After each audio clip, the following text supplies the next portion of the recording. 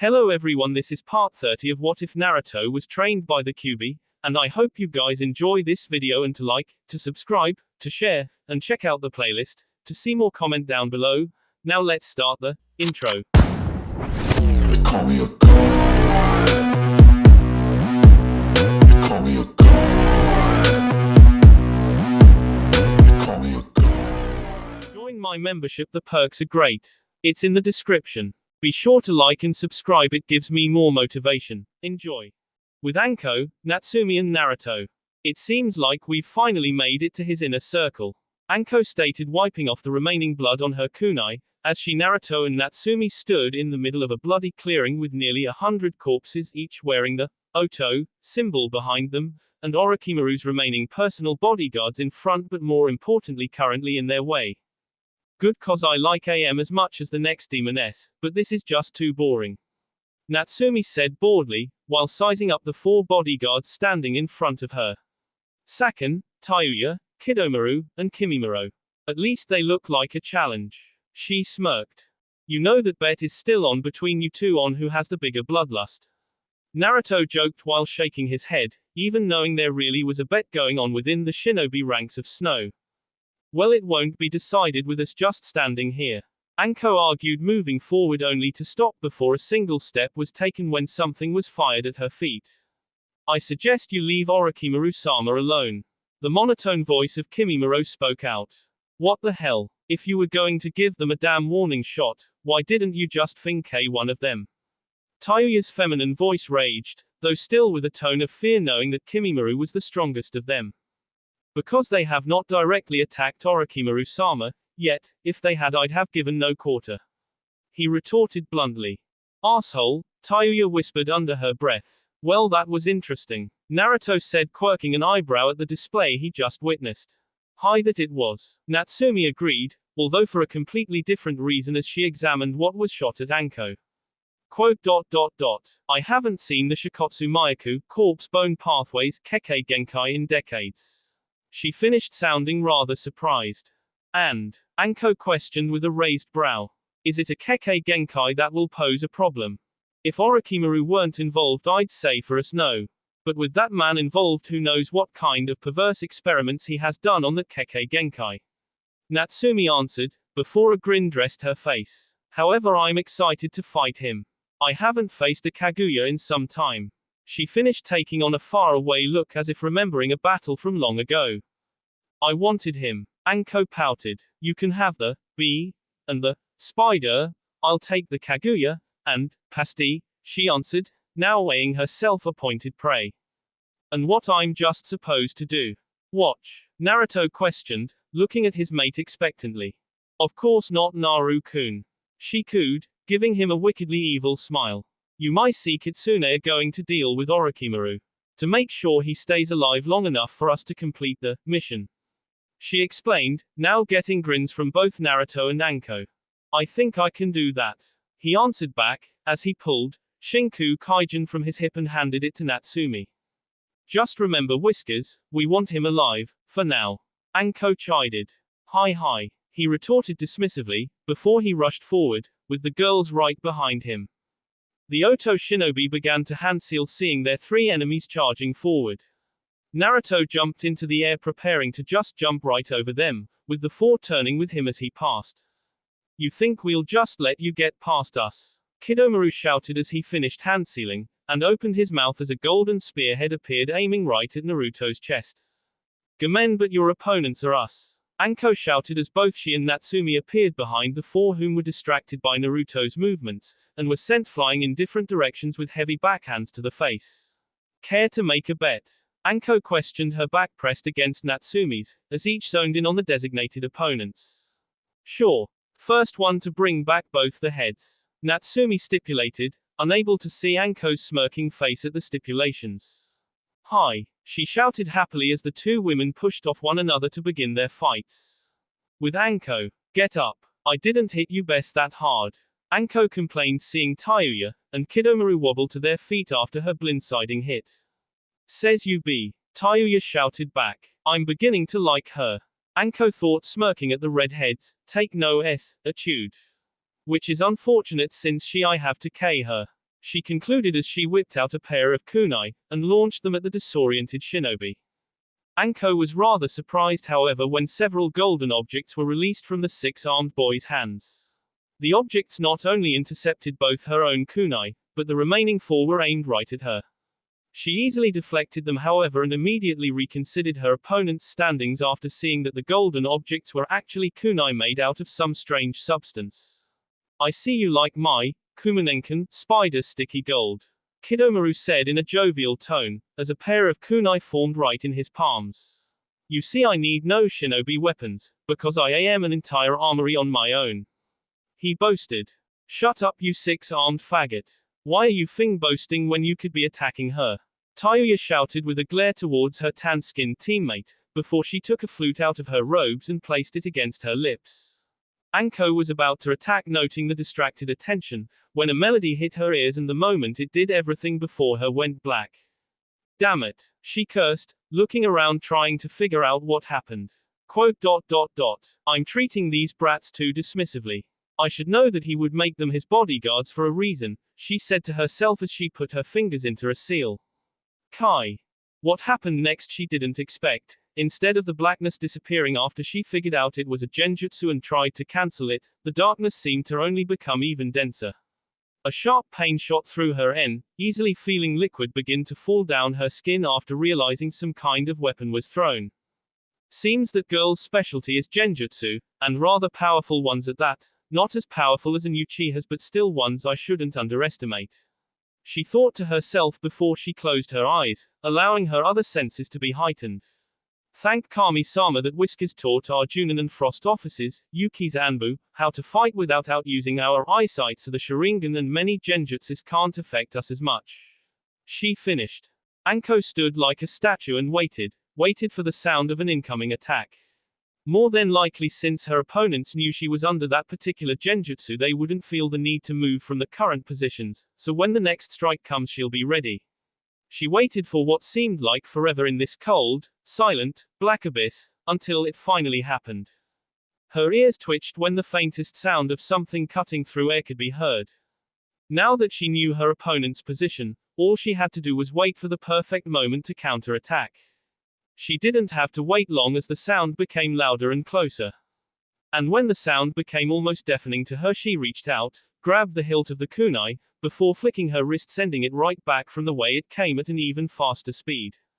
Then, without missing a step, she charged the spot herself with a pair of her own kunai in hand, ready to strike. As Anko charged forward, she heard footsteps beginning to thump against the ground, and threw both her kunai in separate directions at each respective sound. She waited a moment before hearing a clash of metal in both directions, and then a second later the darkness that shrouded her vision rose like a curtain. How did you break out of my Kokuangyu no Jutsu journey into black darkness technique? Tayuya, who was to Anko's left, shouted after dislodging the embedded kunai from her flute. When Anko looked to face the girl, her eyes quickly widened in surprise, before shrinking to SS in anger. Cursed seal, she thought menacingly, as she noticed the lightning-like pattern running across the girl's skin, and turning to the six-armed boy, noticing the vine-like pattern on his tanned skin. Simple, Anko finally answered with a smirk, after gathering her thoughts from seeing the seals. Quote, Yuki is the strongest village in the world, and is led by the strongest shinobi in said world. Do you really think a simple genjutsu, even modified with a cursed seal, could stop me for long? She rhetorically questioned, her mention of the cursed seal making the two grow surprised, considering its name and abilities were one of Oto's most highly guarded secrets, even from her own allies. If that's the case, Kidomaru retorted before his cheeks puffed out, and he let a long white substance resembling a spider's web shoot out towards Anko. Quote, Ninpu, Kumonendo, ninja art, spider's sticky vomit. Anko noticed that the large web-like object split off into smaller versions of itself, probably to be harder to dodge. In response, she raised her right arm and smirked sadistically. Sene Jashu, hidden shadow snake hands. She called out as a dozen snakes shot out of the sleeves of her trench coat towards the oncoming attack. The snakes intercepted the webs and, once tangled up in the sticky substance, fell to the ground, rendering the jutsu harmless to Anko. Both Tayuya and Kidomaru looked on in shock at the revelation they just witnessed. They weren't facing some unknown kunoiki from Snow who had a chip on her shoulder. They were facing Mitarashi Anko, first apprentice to their lord and master, the only person he ever chose to exclusively teach before Uchiha Sasuke, and only one of 3 people to ever sign the powerful snake summoning contract. The two were now worried for an even greater reason than now, knowing that Anko wasn't exaggerating about the strength of Snow Shinobi, but the fact they now faced the infamous Snake Mistress herself. Whispers of her name and past exploits with the Snake Sannin were widespread throughout the halls of Oto.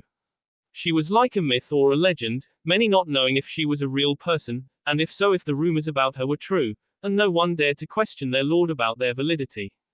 Why? You're Mitarashi Anko, the Snake Mistress, aren't you? Kidomaru asked, though more as a statement than an actual question. Hi, Anko answered, quirking an eyebrow noting the two's change in demeanor. Damn it, Kidomaru, who cares who the bee is? It's 2 against 1 and we have something that she doesn't. Tayuya argued, trying to get over her fear and awe. In truth, Tayuya had secretly looked up to Anko ever since she first heard the rumors, or at least the image people gave her of the purple-haired woman. Tayuya believed that kunoiki couldn't be emotional damsels in distress when it came to being a shinobi. That gave way to the cyst image given to kunoiki, as well as an early death in battle, sly, sadistic, tough, see. Anko was the perfect epitome of what a kunoiki should be, at least to the younger teen. I know, but still, they say she once gave a guy a snake enema just for pinching her ass in the street. He retorted, before taking a long breath, regaining his shinobi edge. If all you two wanted to do was talk, I could just leave. Anko stated boredly, not really caring why they were reacting like that to just her name, though mentally smirking remembering that particular incident back in Konoha. The memories. Her words seemed to have the desired effect and knocked reality back into the two. Tayuya raised her flute to her lips, while Kidomaru created a golden kunai for each hand. They're decent partners, one traps me in a powerful genjutsu and the other attacks me with long-range projectiles from his body. If I'm not careful, they could actually take me down. She thought to herself, preparing for the next assault. Suddenly another wave of music hit Anko's ears before the scenery around her erupted in scorching flames. She knew this was an illusion, but if Tayuya was as good with genjutsu as Anko thought, the kai method wouldn't work. She simply waited, knowing that the boy would attack soon enough. As she waited, though, the sky darkened above her, and when she looked up, her eyes widened momentarily as a gigantic fireball headed right for her, and despite knowing it was a genjutsu, couldn't help but feel a quick pang of fear. Suddenly she felt a pain crash through her leg, which kick-started her brain once again, and when she looked back down, noticed several more kunai rushing towards her. She launched a single kunai at them before hand-sealing quickly. Ninpu, Kage kunai no jutsu, ninja art, shadow kunai technique. She shouted as the single kunai turned into a dozen, and luckily for her deflected all but one of the incoming projectiles, which she in turn easily avoided. So you like to play with fire, huh? She questioned rhetorically, before hand-sealing again. Kaiten, Hibashiri, fire style, running fire. She called out as a spinning column of fire erupted from the ground, before searing towards where Kidomaru launched his attack. The flaming scenery soon fell from Anko's vision as she saw both Kidomaru and Tayuya jumping out of the way of her Kaiten jutsu as it passed. Damn it, she won't stay in my damn genjutsu. Tayuya cursed. At this rate we'll run out of chakra at level 1. Kidomaru retorted, silently asking the question, to which Tayuya nodded in understanding. Anko, whom noticed this interaction, smirked before rushing forward towards the pair. If you think I'm going to let you damn brats do whatever you're planning, you're wrong. She yelled, brandishing some shuriken, awaiting the right moment to launch them. In response to the rapidly approaching kunoiki, Kidomaru bit his finger and slammed his hand into the ground. Kuchio's no jutsu, summoning technique. He shouted, and a plume of smoke appeared between the Oto shinobi and Anko, whom skidded to a stop, not knowing what the odd boy summoned, though she did have an inkling. Her idea was confirmed when a giant spider rose from the smoke and screeched at her, making her grimace at the horrible noise. Anko then noticed 2 things occurring. The first was that the spider's behind was pointing to the ground and seemed to be squirming. Her silent question was soon answered as a large egg sac fell out, and soon baby spiders began to flood out of the sac, crawling towards her with a hungry look in their eyes. The second and more important thing she noticed was that both Tayuya and Kidomaru seemed to be transforming. The markings on their skin were spreading all over their boss before it turned from black to a dark brown.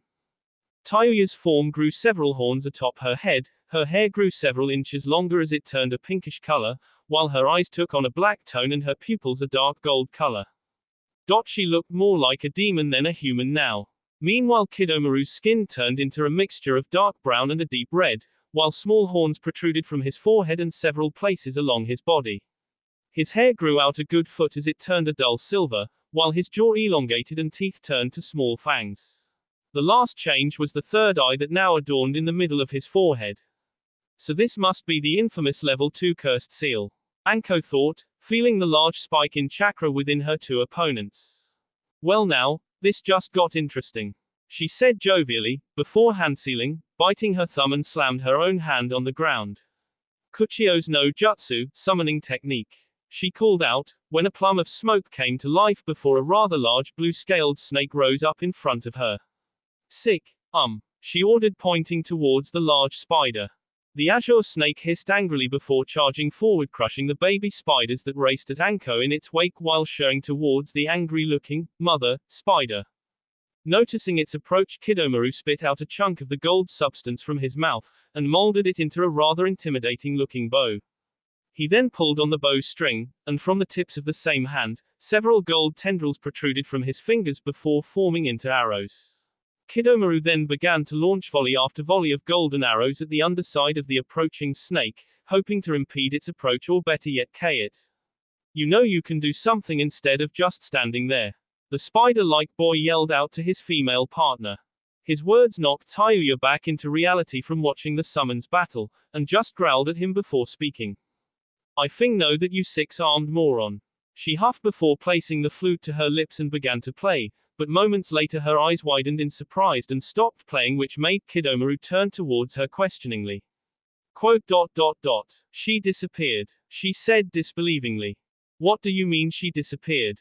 She couldn't have, her damn summon is wrecking my spider's kids. He shouted back, while continuously sending more arrows towards the snake whom was nearly upon the mother spider now. Well, I don't know what you want me to say, F-tard. When I just played I couldn't feel my music affecting her, which means she has to be out of listening distance. Tayuya explained, half tempted to just walk over and punch him out. Ugh, just great, I'm stuck with the bipolar bee whose only ability is a skill that requires the target to be able to hear it. The boy grumbled loudly, making a tick mark appear over Tayuya's head. Shut the F up before I just leave your sorry ass to that thing snake. She shouted back, but before he could respond a large shriek resounded in the clearing, making the two teens look towards the summoning battle. They now saw the spider completely ensnared by the blue snake whose head was right above the spider's end. It seemed that the snake was the better. The two now looked on in morbid curiosity when the snake opened its maw for what appeared to be the final blow against the spider, but what they never expected to happen, did. From within the snake's mouth shot out a titan-colored object that sailed through the air above them, and at the pinnacle of its ascent, opened up to reveal the smirking form of Mitarashi Anko, whom launched a series of shuriken towards the shocked duo. Tayuya and Kidomaru only had a second to jump out of the way before getting skewered by the weapons, and luckily for them their level 2 cursed seals afforded them that second if just barely. Unfortunately Tayuya's own reprieve after that close call was cut short when Anko pivoted on the foot she landed on and without missing a beat shot towards her, another pair of kunai in her hands. Where in the hell does she put all those weapons? Tayuya mentally cursed, while grabbing a kunai from her pouch, never realizing that that very same question has yet to be answered even by Anko's closest comrades and friends. Kidomaru watched as the two females clashed in a rather cat-fightish way with their weapons and taijutsu. He heard a shriek that diverted his attention from them whom didn't seem to hear it, and saw something that make his usually cold heart ache. His summon was literally being devoured by the snake at that very moment, and before he could watch any more he unsummoned the spider. Once he knew it was safe and recovering in the summon world, he turned his head back towards the girl's fight, and with a vengeful glint in his eyes, raised his bow and pulled back 4 arrows waiting for the perfect moment to let them fly. You're not bad, Anko conceded with a smirk towards the dark-tanned girl. Really? From all the stories and rumors I've heard about you, I'd have thought the snake mistress would be better than this. Tayuya shot back with her own smirk, while inwardly smiling like a Cheshire cat at being complimented by her hero. Well, then you'd have thought right. Anko answered, as she spun the kunai in her left hand to deflect Tayuya's flute, which she had been using as a shield until then, out of her hand. It's over. Anko finished with finality, stopping the spinning on the kunai so it faced down, ready to s the still stunned Tayuya in the head. What a shame. If we'd have met in different circumstances, I would have probably tried to teach her a thing or two, since she reminds me so much of myself with that spitfire attitude of hers. The purple-haired Junon thought lamentingly. Tossing that thought away, Anko's arm descended for the finishing blow, but stopped when she felt something approaching from behind her. Both she and Tayuya jumped away just in time for 3 arrows to sail past them, one of them coming so close to Tayuya's head it actually clipped off some of her hair when she evaded. Unfortunately for Anko, the last arrow had hit its mark in the form of her now bleeding bicep of the very arm she was about to strike Tayuya down with, the arrow making a clean shot straight through. What the F, you asshole, you nearly killed me. Tayuya yelled, seething that he had nearly ended her life if the arrow was only another inch in the direction she jumped to. Get your damn flute, Kidomaru said coldly, that same gleam in his eyes from before. Tayuya was rather startled by the boy's reaction. She had never before seen him as focused, or as pissed as he was right now. And despite her bad attitude, she knew that any one of Orochimaru's bodyguards were not to be messed with when angered, herself included, well, angered more so than usual. Like I'd give you the chance. Anko spoke up, as she finished tying the shabbily made tourniquet made from the sleeve of her trench coat, before jumping towards Tayuya to stop her from getting that troublesome instrument. It was now a race to the flute that laid on the grass. Tayuya, having a head start, was confident in getting there first, but felt Anko quickly catching up. She cursed, knowing that being on the level 2 cursed seal for such a prolonged period of time would cause the body more harm than good, and it seemed that her body would soon reach its limits. Luckily for her, Kidomaru was her partner, and better yet a partner who seemed to now have a vendetta with the older kunoichi, obvious by the fact of the dozens of arrows that flew towards Anko, who had to slow down to keep herself from being impaled by more. Damn, these arrows are a pain, and they seem to be getting faster and faster. Anko mentally growled, while jumping around the clearing to keep from getting skewered. Gotcha! Tayuya shouted to herself triumphantly, as she turned on her heels, skidding to a stop while looking at Anko still jumping around dodging the volleys of arrows. Now let's see how you like this. She smirked, pressing the flute to her lips once again. Anko continued to race around until that dreaded music began to play, and once again the scenery around her seemed to melt away and left a red-colored barren wasteland littered with rotted skeletons and bones in its wake. Anko had to stop her moment lest she fall into some kind of trap the pair has set up. She expected that the arrows that were being fired at her would have hit her since she stopped moving, but now being in this genjutsu she couldn't really tell what was going on. As she surveyed the terrain, she felt her left hand jerk, making her look at it oddly, before the arm was forcefully pulled up and hung in the air as if tied to something. She tried to jerk herself out of whatever invisible force was grabbing her, but then her other arm did the same. Then she felt a rough tugging at her midsection, but the tug was so great it actually forced her down to her knees with her arms still hanging in the air. When she looked back up, her eyes widened slightly when out of nowhere around her wrists were chains that seemed to be connected to the scenery the genjutsu created. Anko, knowing full well she was at the mercy of her opponents the moment she heard that damnable music, began to jerk her body, hoping she could somehow bust free. Outside genjutsu. Just finish her off. Don't be so damn broody like that. Feed Uchiha is about his Ni-san. Your summon is fine, geez. Tayuya shouted to the 6-armed boy, whom at the moment seemed to be chewing on something in his mouth. Kidomaru glared heatedly at Tayuya, who simply growled before looking away. He opened his mouth and slowly but surely a rather vicious-looking arrow sprouted from his teeth. The head of the arrow was shaped much like a miniature pitchfork, only the ends were serrated pointing upwards, which meant that whatever this arrow hit would be literally sped to shreds as it forced its way through. Grabbing the arrow from his mouth and with slow deliberate movements prepared the arrow across the bowstring to be fired. Accuracy, 120%. He began to speak almost a mantra to himself while all 3 of his eyes were closed. Quote. Destruction level, super maximum. He finished, opening his eyes in a flash and pulled back the bowstring to its greatest stress level, before smirking and letting the string go, sending the arrow screaming at the now motionless kneeling form of Anko. Shi-ne. Inside genjutsu. It seems I have no other means of escaping this jutsu than using that. Anko mentally resigned after trying to both physically and mentally break out of the jutsu for a full minute. Anko closed her eyes and took in a deep breath to settle her body and concentrate on what she needed to do, never realizing the danger she was in as Kidomaru's arrow screamed towards her. Anko let out a deep sigh as she felt a familiar dormant strength overwhelm her body, a strength that she hadn't felt in over a decade as a raging flame-like pattern crossed over her skin before her eyes snapped open. The next moment all the muscles in her body flexed with new strength, causing the chain subduing her to break, before she disappeared only a small dust cloud where she once was. Outside. Nani? Kidomaru shouted in shock. One moment Anko was kneeling on the ground defeated, about to get skewered by his arrow. The next, a very familiar black pattern flared on her skin before she just disappeared right before the arrow would have punctured her skull. Was that a cursed seal? He mentally questioned, knowing that from the records in Oto, Anko's seal was the prototype for Sasuke's, and there hadn't ever been a recorded incident of her using it, not even by Orochimaru himself. Many believed that the seal was faulty and didn't even allow the chakra boost for Anko like the newer generations did, but apparently everyone was wrong. Both he and Tayuya were frantically looking around for the woman, but sensed her chakra too late, obvious by the spray of blood that danced in the air as Kidomaru's body fell to the ground convulsing as he gurgled up blood from his mouth, with him frantically holding his end trying to stop the copious amounts of blood from flooding out. The stunned and now scared expression on his face never leaving as his curse seal receded, and the light in his eyes burned out before leaving only a bleeding, ghostly pale corpse on the blood-ridden earth.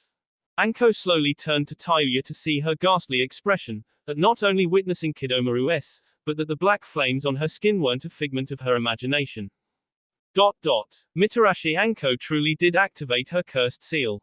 Anko took an intimidating step forward with that same infamous sadistic grin on her lips.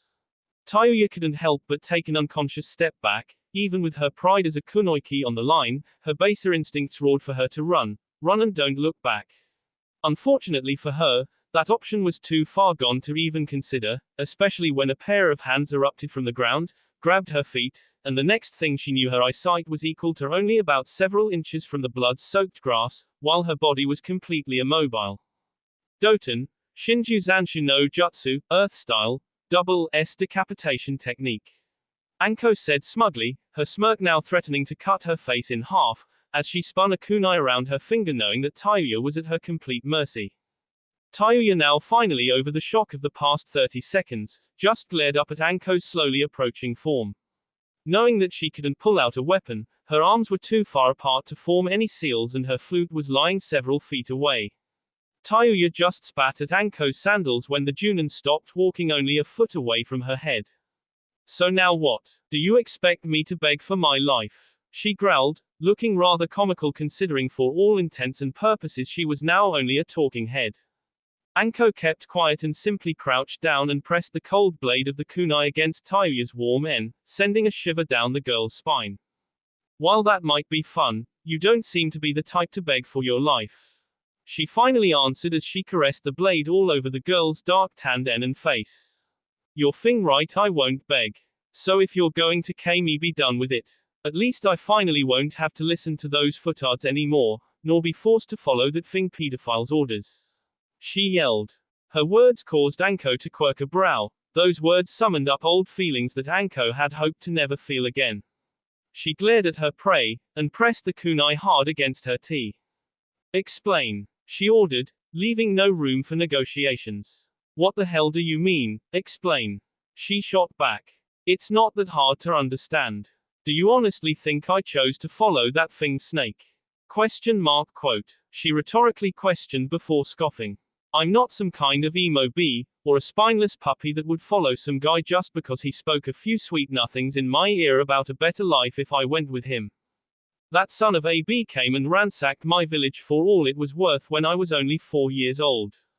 He killed everyone in the village but the children, including my parents, and as we watched our families cry in agony while they and our village burned to the ground.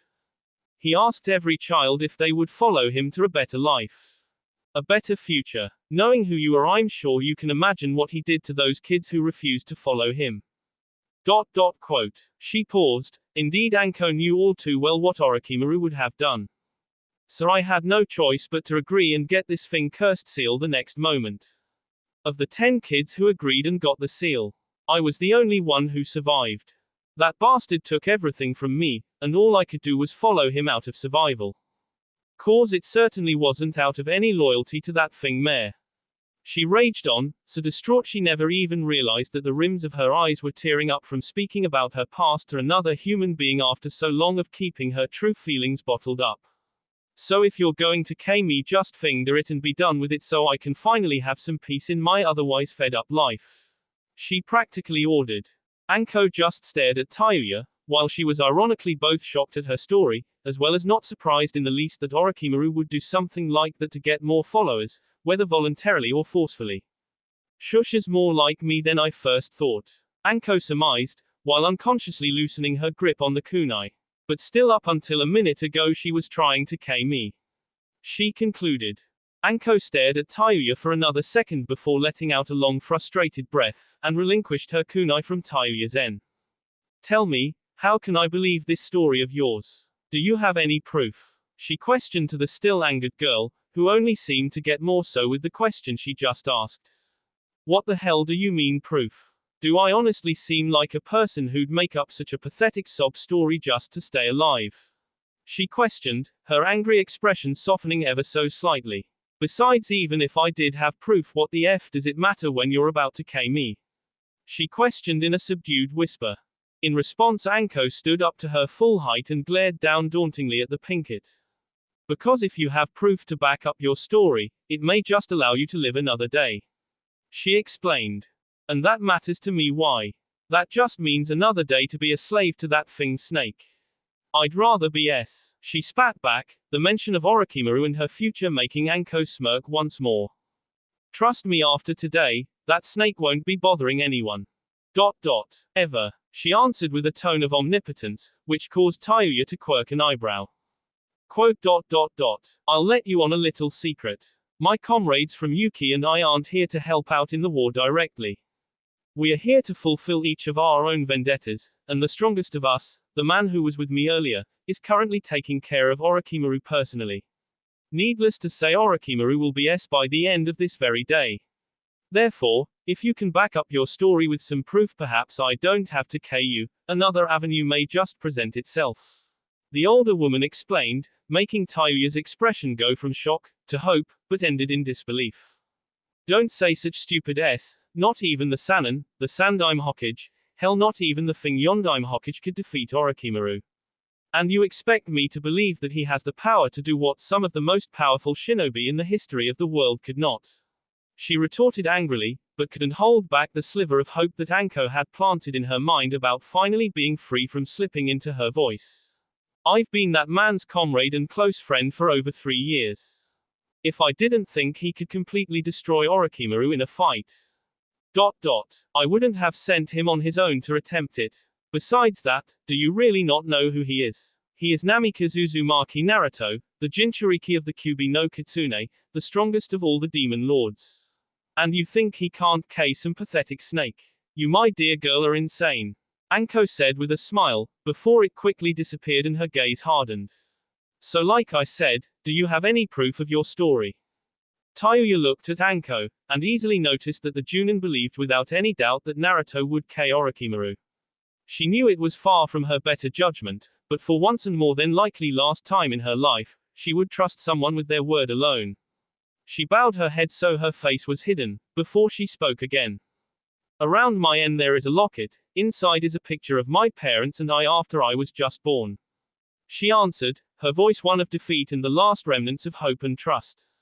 I was able to keep it a secret from everyone in Oto. It's the last thing I have of my parents. Anko hesitated a moment before she went inside the girl's shirt and easily found the silver chain and locket. Anko found it slightly odd that no one had noticed the chain before, but soon chalked it up to the girl's rather obvious, sociable, attuned, and sunny personality. With great care she took the chain out from around the girl's end and opened the circular locket to see a picture of 3 people. A young woman with fiery red hair, brown eyes and a smile you'd swear would reach her ears. A slightly older-looking man with his arm wrapped around the woman's shoulder who had brown hair and brown eyes, and smiled gently at the camera. And the final person was a little baby that was tucked into the woman's strong and protective arms. After examining the picture, Anko noticed that on the backside of the locket's cover there was an inscription. Tayu-chan. Always remember who you are, and that we love you. Love always. Ka-san and Tu-san. Anko now knew that she had been telling the truth. Orochimaru just wasn't capable of doing something this heartwarming, even if it was a planned trap. Without a word, Anko closed the locket, and placed it back around Tayuya's end.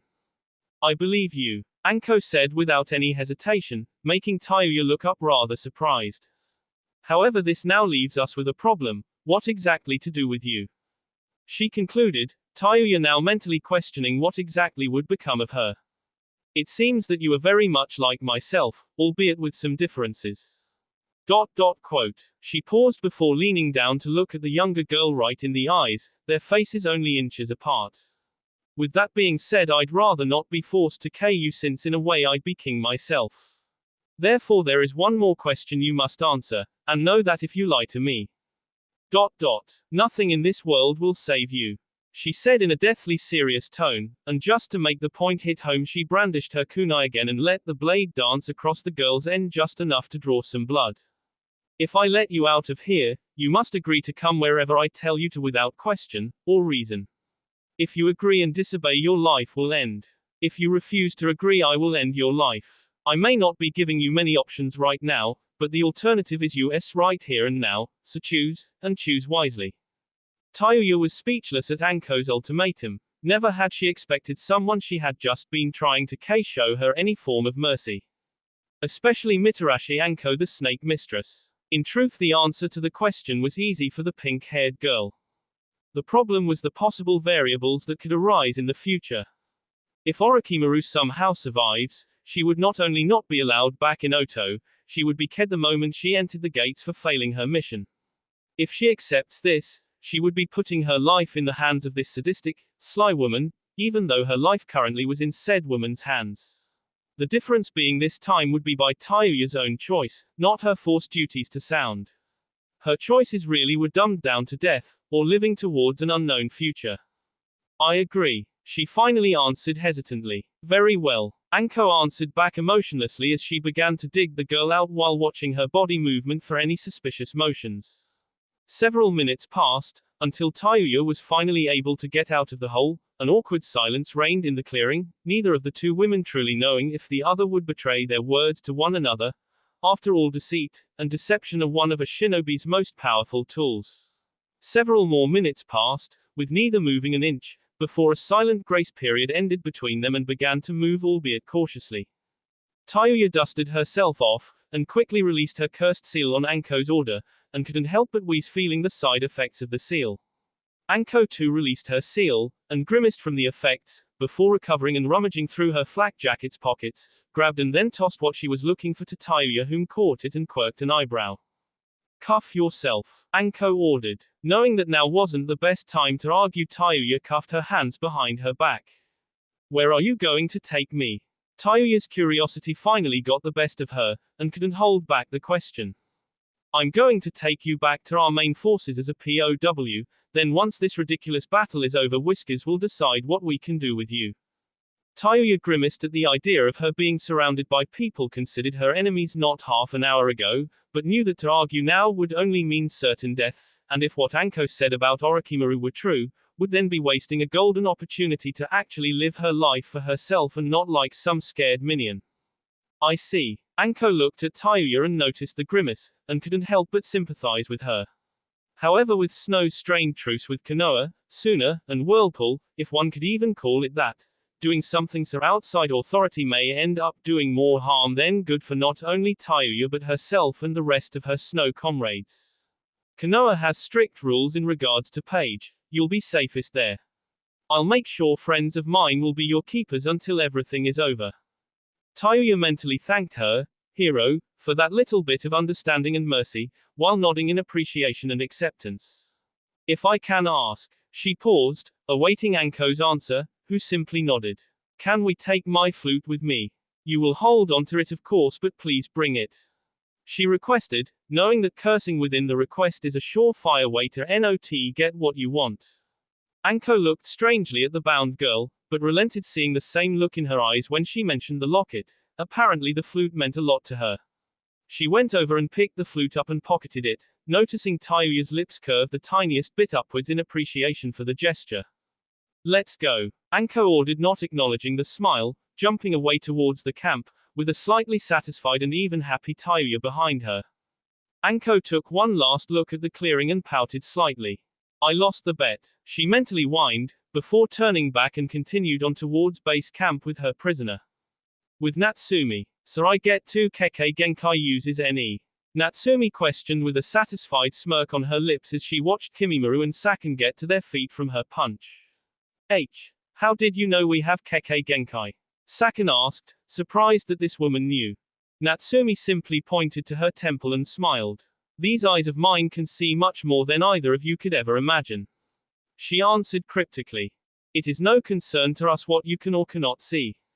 Kimimaro spoke up as a bone began to protrude from his shoulder before he grabbed it, sped it the rest of the way out of his body and brandished it like a short sword. What does is that you are now a threat to Orochimaru-sama and must be stopped. He finished. Natsumi couldn't help it and bit her lip trying to hold back her laughter, but even that couldn't stop her when she finally began to laugh merrily out loud. You two must have no idea who I am to really think you have any chance against me as you are now. You would think you'd figure it out with the ears and tails. ... She chuckled after calming down, before her smile turned drastically different. To one of a psychotic, bloodthirsty, sadist, as an unholy amount of ki washed over the clearing. ...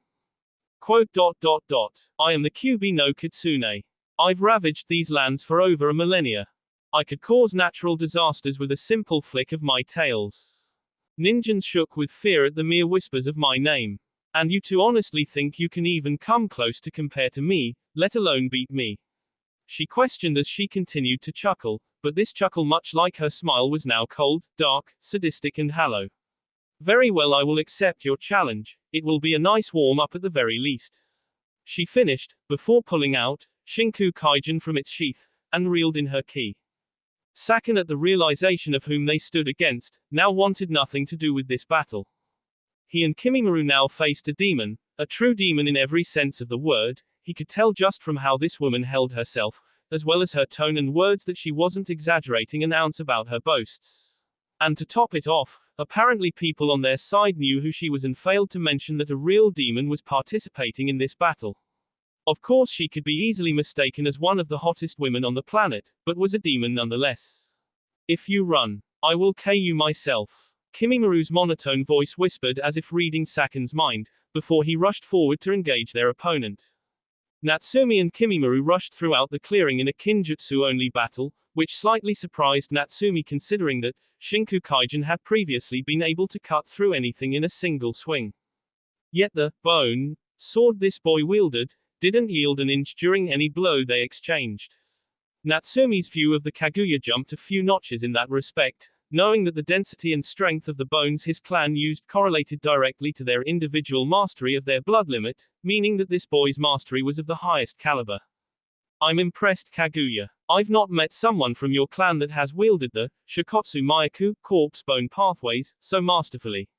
She complimented as she continued to dominate the fight, obvious by all of the cuts currently dressing the Kaguya's body. Perhaps you truly will give me a worthy fight. She finished, jumping away quickly, putting a small distance between them. I wouldn't know. I've only been in battle with my clan once, and after that Orochimaru-sama trained me. He retorted blandly. It seemed this boy had buried his emotions so deep that the only one he still felt was his rather zealous loyalty to the snake Sannin. No sooner had the boy finished speaking did he rush forward once again. Natsumi, noticing this, prepared herself to continue. However, a black blur passing her peripheral vision caught her attention. She looked back and noticed that Sakan was nowhere to be found, and figured out they were trying to pincer her. Not giving away that she knew their plan, even though it seemed to be a spur of the moment between the comrades, prepared herself for Kimimura's incoming attack.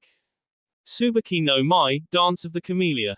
The bone user shouted, as he unleashed a barrage of thrusts towards the demoness with only a yard separating them. Natsumi strengthened her defensive stance, before she felt another presence behind her rushing towards her back much like Kimimura was from the front. Terenkan, multi-connecting fist. Saken said, with his arm flashing back and forth at extreme speeds while wielding a kunai, making it look almost like he had multiple arms each holding a razor-sharp kunai. Natsumi smirked when she sensed the two attacks coming at her, and with a grace and speed the two could only hope to see, turned Shinku Kaijin in her hand before driving it into the ground several inches and closed her eyes. Kitsune Ise Ru, Kitsune Shippo no Mai, Fox Cry Sword Style, Dance of the Fox Tail. She said, as a pulse of chakra filtered through the blade until it disappeared into the ground.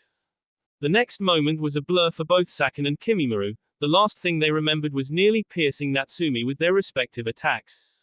The next they were on the ground several yards away lying on their backs. Kimimura was the first to recover and get up looking at Natsumi when he saw chakra emanating from the ground that looked like a large version of the tails that flowed behind the demoness whom called upon it. Seeing the chakra begin to seep back into the ground, his memory of the last 15 seconds kicked in. Flashback. They were about to strike at the demoness whom was a threat to their master, but before his bone, sword, or Saken's kunai could a large amount of chakra shot out from the ground where the sword was plunged in the shape of a fox's tail, and quickly wrapped itself protectively around its summoner. Despite the surprise jutsu, both teens continued on with their attacks and connected with the strange barrier. They attacked the barrier relentlessly with their jutsu with little effect since they couldn't seem to puncture it. Unfortunately, with their hidden frustration rising, they failed to notice that with each strike they landed on the barrier, little bits of the barrier began to collect on the weapons. And by the time the teens had noticed, it was too late, and Kimimuru's sword along with Saken's kunai and fist were completely surrounded by the chakra. The chakra then did something strange. It seemed to move of its own volition by lifting up both teens off the ground before throwing them harshly through the air. Flashback end. That sword style of hers. I doubt even Orochimaru-sama has heard of it, or even seen it for that matter. Kimimura thought, his eyes hardening ever so slightly. Seems I'll have to use it early. She isn't one I should underestimate, even being a human-looking demon. He concluded as he shed his shirt, while the cursed seal on his chest spread across his body. Natsumi watched the reactions of both her opponents with barely suppressed glee. She hadn't had a battle last this long in such a long time. And even better, she noticed that the one with the scroll on his back had already activated his cursed seal level 1 when he had attacked her moments ago, obvious by the bacteria-like pattern across his skin.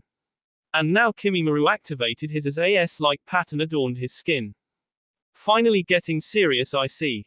She taunted with AS-eating grin on her face as her grip on Shinku Kaijin tightened.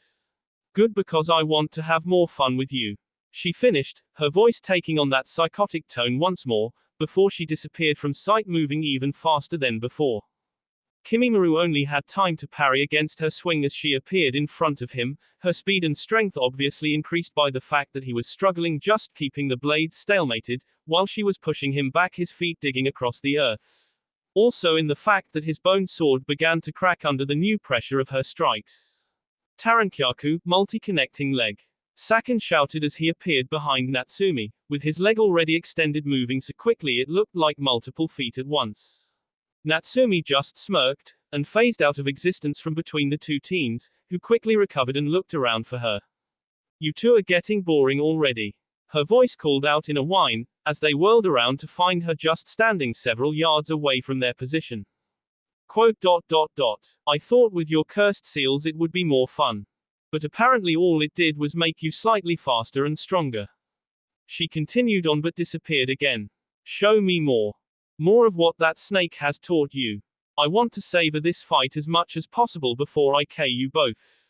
She whispered, her lips now right next to both teens' ears, her breath tickling their skin. They whirled around to find no one there, but then heard giggling from behind him again and turned to see her with that same evil smirk. Now show me what I want before I dance with your corpses and drink your blood from your skulls. She cooed out, holding Shinku Kaijin in a ready position, silently giving the teens the first move. Shush is completely insane. Sakan thought, currently feeling completely helpless in this woman's presence. Her agility, power, and skills with a sword. She outmatched them in all three yet didn't end their lives like any normal shinobi would, quickly. Efficiently. No, she seemed to be playing with them like a cat would a wounded mouse before the final strike. She truly is a demon. He concluded, up until now still convinced she was just trying to intimidate them, while her ears and tails were just some kind of horrible experiment or blood limit. However now he was convinced this woman, who was so beautiful, seemed so innocent, was actually the lord of all demons. As Sakan mused on his fears, Kimimaro still seemed unaffected by Natsumi's obvious superiority since the fight began. He pulled up his sword and noticed the large nick that extended halfway through the bone. He narrowed his eyes slightly, this being his only true show of emotion so far, and threw the sword to the ground.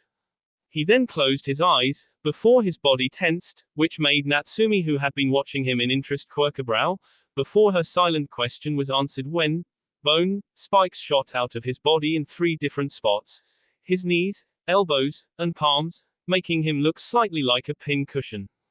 Well, I see someone's ready for some more fun, Natsumi said, appreciating the new additions to Kimimaro. Kimimaro didn't respond to her, and Simple rushed towards her once again. When he was close to reaching her, he jumped into the air. Yanagi no Mai, Dance of the Willows. He spoke as he descended towards her. Natsumi noticed the more precise movements of the boy's body compared to before, and parried both his palm spikes as they tried to impale her as he landed.